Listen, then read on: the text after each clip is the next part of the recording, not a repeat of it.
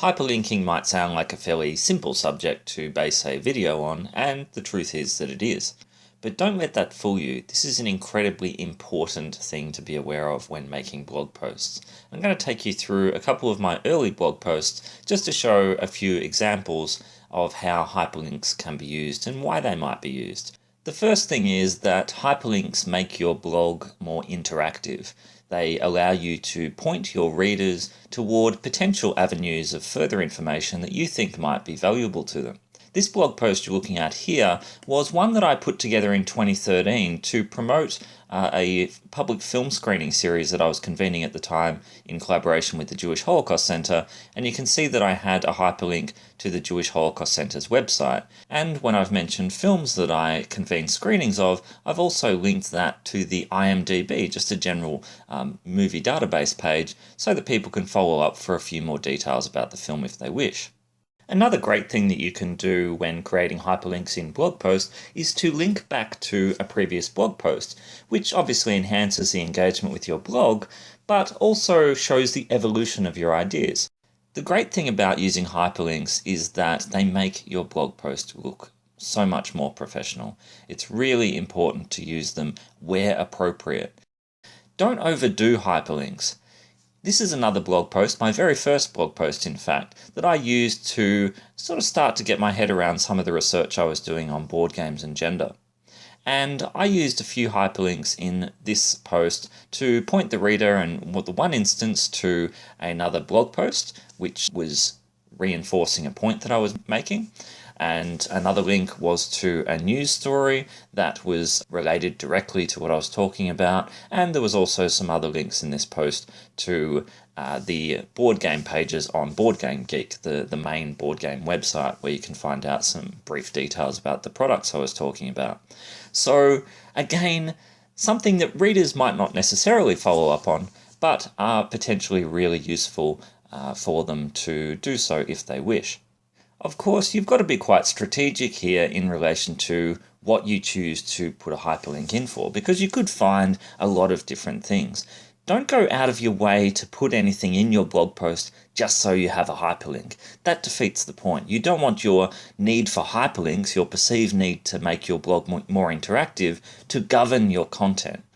And sometimes it's a tricky judgment call. For instance, here, do I put a hyperlink to the homepage of Twitter just because I mentioned several Twitter profiles?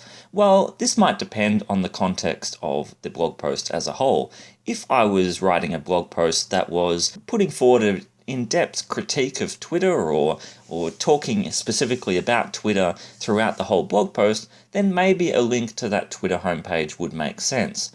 But because I'm just introducing the idea of having a few profiles on Twitter here, there's not really all that much point in me making a hyperlink to Twitter generally, so I'll leave that out there.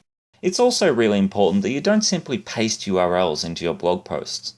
If you don't make active hyperlinks, you're essentially asking your reader to copy the URL, open a new tab on their own, paste the URL, and then press enter. That's quite a lot of work for someone who doesn't really have much time to be doing that kind of thing, and I'm sure you'd feel the same way if you were in their position. So make sure you make active hyperlinks, and don't make the hyperlink with the URL itself. Use a word or a phrase that neatly fits that link into your discussion. When I've asked students in the past to share, for instance, their About Me profiles on a discussion forum, I've asked them to make a hyperlink. Probably 1/3 of students who do this just paste the URL, and I can guarantee that the vast majority of people will not access that page.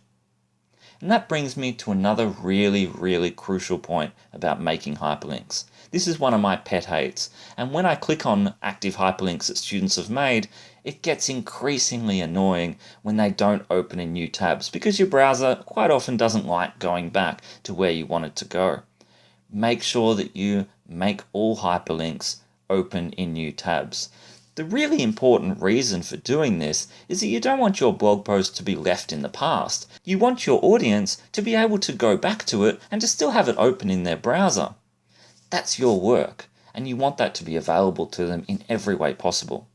Going back to my previous example of asking students to link their About Me profiles, Of those 2/3 of students who do make active hyperlinks, it's always a minority of that group who make their links open in new tabs. And while I feel like I should say I don't want to overstate this, I actually think I should, because when you start to interact with other people's blogs and clicking on links, you'll find that it is really annoying to have to click backwards and backtrack to where you need to be.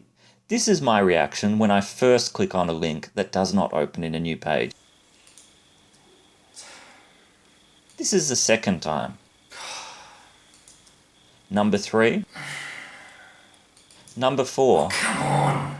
And this is the 5th time. Well, that's it.